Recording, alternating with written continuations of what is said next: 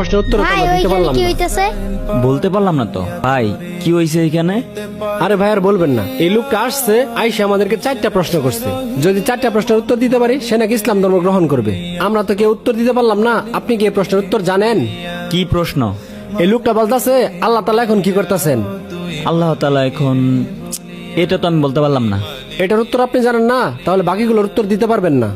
ভাই আমি দিতে পারবো। কি তুমি দিতে পারবা? জি ভাই, আমি 4টি প্রশ্নের উত্তর দিতে পারবো।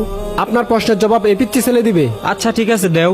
আচ্ছা, আমি যেহেতু প্রশ্নের জবাব দিব, আমি এখন শিক্ষক, আপনি আমার ছাত্র, আপনি চেয়ার থেকে উঠে আসেন। ঠিক আছে, যেহেতু প্রশ্নের উত্তর দিবা সেহেতু বসেই দাও। আপনার প্রথম প্রশ্ন কি? প্রথম প্রশ্ন হলো, আল্লাহ তাআলা এখন কি করছেন?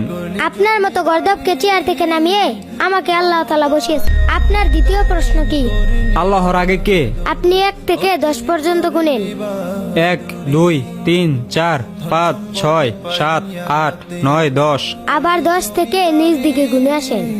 10 9 8 7 6 5 4 3 2 1 0।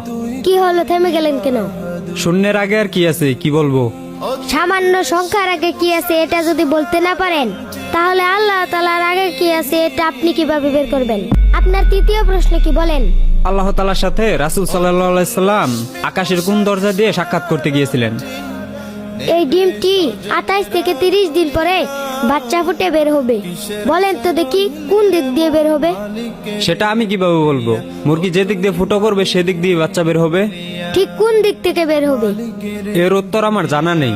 ঠিক তেমনই আল্লাহ তাআলা তার বন্ধুকে আকাশের কোন দরজা দিয়ে মেরাজে নেবেন, এটা একমাত্র আল্লাহ তাআলার ব্যক্তিগত কাজ। এটা আপনার আমার জানার বিষয় না। আপনার চতুর্থ প্রশ্ন বলেন। আল্লাহ তাআলা এই পুরো পৃথিবীটাকে একা কিভাবে পরিচালনা করেন? তাহলে চলেন আমার। কি ব্যাপার, তুমি এই অন্ধকার করে একটা মোম জ্বালিয়ে আমাকে নিয়ে আসলে কেন?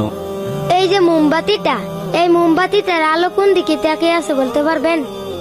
আমি কিভাবে বলবো মোম কোন দিকে তাকিয়ে আছে? মোমের আলো তো পুরো ঘরে ছড়িয়ে আছে।